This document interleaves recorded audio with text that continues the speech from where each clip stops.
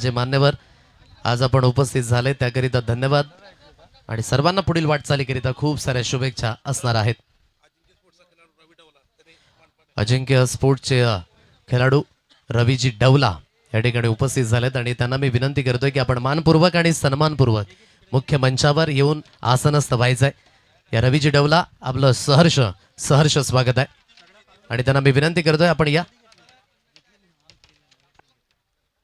आणि ह्या 50वा अर्धशतक ज्या वेळेला आमिरचं आपण मैदानाच्या आतमध्ये पाहिलं, चहू बाजूने अगदी आमिरने बॅटिंग केली, प्रेक्षकांना मंत्रमुक्त करून सोडलं आणि त्यामध्ये काय षटकार आणि चौकार. पहिल्या डावात अगदी पहिल्याच ओव्हरमध्ये 2 जे नो बॉल आले त्यानंतर जबरदस्त मॅचवरती कमबॅक झाला. आमिर दाफेदार नीरा रोड परिसरातील अगदी जर पाहिलं गेलं तर अगदी जबरदस्त फलंदाज म्हणून ज्याची सातत्यानं या टेनिस बॉल क्रिकेटच्या पटलावरती ओळख म्हणून आपण पाहिले आणि त्याच फलंदाजीची अर्धशतक या संपूर्ण स्पर्धेच्या माध्यमातून आपल्याला पाहायला मिळालंय.